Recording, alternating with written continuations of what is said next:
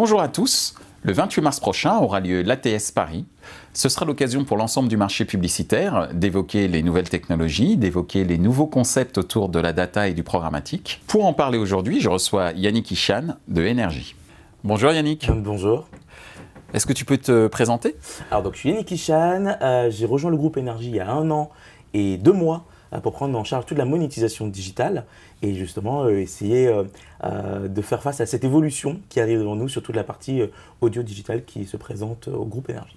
Alors justement, est-ce que tu peux nous parler des observations que tu as faites sur l'année 2017 et ce que tu vois arriver en 2018? Et notamment, tu as évoqué l'audio, donc je pense que ce serait l'occasion d'en parler aussi, parce qu'on parle très peu du programmatique audio. Alors nous avons remarqué qu'effectivement en 2017, l'ensemble des acteurs se sont perfectionnés et donc c'est hyper intéressant et hyper excitant justement de voir cette évolution-là qui nous amène aujourd'hui en 2018 avec cette particularité effectivement comme tu as dit sur le groupe Énergie pour la partie audio digitale qui ne cesse d'augmenter et qui est un vrai enjeu pour nous dans les années à venir. C'est quoi la particularité de l'audio programmatique? Alors déjà, quelle est la particularité de l'audio? Ouais. L'audio, à l'inverse des ensembles, des autres formats, n'est pas un format qui, oblige à être regardé, oblige à avoir une attention particulière avec ses yeux, mais par contre, permet de capter et d'avoir une espèce de puissance au niveau de la notoriété et de la couverture au niveau des oreilles. Comme je dis toujours, l'audio digital aujourd'hui, c'est principalement le mobile. Et donc, pour le coup, le mobile, c'est de la musique qu'on écoute grâce à des écouteurs et qui nous permet justement d'être hyper focus sur un message, mais tout en ayant la possibilité de faire ce qu'on a envie de faire en fait. Tout en étant actif en fait. Tout en étant actif, exactement. Et aujourd'hui, jusqu'à il y a 2 ans, on était principalement sur des deals de gré à gré. Ouais. Et aujourd'hui, la technologie, nous on travaille avec AdWiz par exemple, nous a permis d'aller plus loin, de pouvoir proposer aujourd'hui de l'achat programmatique sur l'audio, mais aussi amener aussi de la data sur toute cette partie-là, ce qui permet d'aller un peu plus finement dans ce type d'achat. AdWiz, c'est une sorte de SSP audio en fait. SSP et DSP. D'accord. Donc ce qui est intéressant, c'est que côté demande et côté achat, on a vraiment cette partie qui est connectée. Donc on évite d'avoir des pertes d'impression en route. Ouais. Mais ce qui est surtout intéressant, c'est qu'on a des datas qui sont aussi injectées à l'intérieur de ces outils-là, ce qui nous permet aussi de pouvoir proposer des ciblages qui sont beaucoup plus affines. Et la part entre le display, j'allais dire classique et l'audio au sein du groupe Énergie en programmatique, c'est quoi? Alors, effectivement, le groupe Énergie, aujourd'hui, on va beaucoup miser sur l'audio parce qu'effectivement, on est un groupe historiquement radio. Donc, effectivement, aujourd'hui, je vais estimer ça qu'on est à peu près 40% de notre chiffre d'affaires est composé de l'audio. D'accord, 40% audio, 60% display classique. Non, 40% audio, après on a une grosse partie de la vidéo, puisqu'effectivement… Oui, c'est vrai, les chaînes de télévision, il ne faut pas les oublier. Et qui marchent énormément, puisqu'effectivement la partie replay fonctionne très très bien avec des programmes phares qui sont chez nous comme Les Anges, comme Friends Rip, comme le Mad Mag, donc qui nous permet aussi de pouvoir toucher une autre cible. Mais donc aujourd'hui sur le groupe Énergie, on a 4 piliers, on va dire, pilier audio, gré à gré ou programmatique, pilier vidéo, pilier display. Mais là, cette année, ça va être aussi beaucoup le pilier social et influenceur qu'on va essayer de pousser de plus en plus. Alors, justement, avec toutes ces offres, cette palette d'offres qui, visiblement, est plutôt bien reçue par le marché publicitaire des annonceurs et des agences, quel est, toi, ton avis sur la maturité du marché français par rapport au programmatique ? Sur la partie de la vidéo, par exemple, j'estime qu'aujourd'hui, on a renouvelé notre partenariat avec Freewill parce que justement, on estime que le marché de la vidéo est très très important aujourd'hui et je pense qu'il est mature. Maintenant, nous, sur l'audio, c'est un tout autre enjeu. Même si l'audio digital fonctionne depuis à peu près 4-5 ans, la partie programmatique est là depuis à peu près 1 an et demi, 2 ans où ça vraiment commence à porter ses fruits. Donc pour moi, on est au début de cette évolution-là et surtout se dire avec toutes les évolutions technologiques qui vont arriver, telles que la voiture connectée, les devices connectés, tels que Google Home, Alexa et compagnie, c'est énormément d'enjeux pour nous et donc on a encore une belle page à écrire au niveau de la programmatique audio. Alors tu parlais d'évolution au niveau du marché, mais il va y avoir aussi une évolution réglementaire dont tout le monde parle, le fameux RGPD, donc règlement général sur la protection des données, GDPR en anglais. C'est quoi l'impact pour toi et quand je dis pour toi, je veux dire pour le groupe Énergie, et surtout ton avis sur l'impact potentiel sur le marché publicitaire, puisque on parle de la data et que la data est un petit peu devenue la clé de voûte, on va dire, des transactions publicitaires programmatiques notamment. Alors pour moi, il y a 2 ou 3 sujets par rapport au RGPD. C'est le premier sujet par rapport au groupe Énergie. On a la chance d'avoir un super service juridique qui travaille sur ce projet-là depuis à peu près 1 an. Donc effectivement, on est prêt, on a fait toute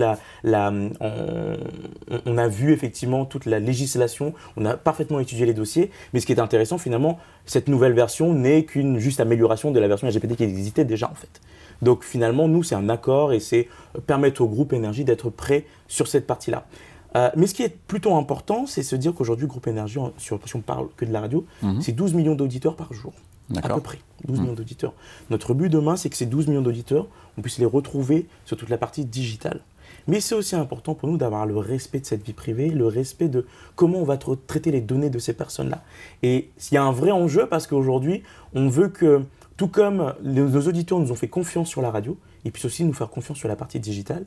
Et donc, c'est important pour nous de pouvoir les aider et les accompagner justement dans toute cette partie-là et prouver que sur le groupe Énergie, lorsqu'on vient sur l'ensemble des sites, la donnée, c'est quelque chose d'hyper important pour nous et qu'on va tout faire pour qu'elle soit protégée au maximum. Tu as évoqué la confiance, donc la confiance auprès des auditeurs. C'est ça. Mais on pourrait parler sur le marché publicitaire de la confiance des annonceurs qui a été parfois un peu émoussée en ce qui concerne les transactions programmatiques. Oui. Et cette volonté parfois de certains de ces annonceurs de reprendre en main, on va dire, de manière opérationnelle, la stratégie et l'achat publicitaire programmatique, on appelle ça la désintermédiation. Oui. Est-ce que tu as pu observer ce type de phénomène dans les transactions que tu as pu opérer toi de ton côté? Alors effectivement, il y a certains annonceurs qui sont partis sur cette voie-là, que je trouve... En fait, j'ai pas vraiment d'idée à donner de pour ou de contre. L'intérêt, c'est est-ce qu'on a les bonnes personnes au bon endroit? Donc effectivement, aujourd'hui, grâce aux agences, ça nous permet d'avoir un spectre, nous en tant qu'éditeurs et en tant que régie, un spectre beaucoup plus large sur les clients qu'on peut toucher. Mmh. Mais l'annonceur en direct, s'il peut avoir les personnes qui soient en interne et qui soient qualifiées pour pouvoir opérer ce type de transaction, je trouve que ça peut être intéressant aussi, parce que finalement, qui mieux que l'annonceur connaît son sujet, connaît ses enjeux, connaît ses objectifs, ses conversions, enfin, tous ces KPI. Donc je pense que l'important aujourd'hui, c'est est-ce que si ce métier est fait en agence ou chez l'annonceur, est-ce qu'il est correctement fait? Et c'est ça le plus important. Et aujourd'hui, on voit que effectivement, les personnes deviennent de plus en plus experts sur ce sujet-là. Et je trouve que c'est un beau challenge pour l'ensemble du marché, que ce soit régie, annonceur et agence.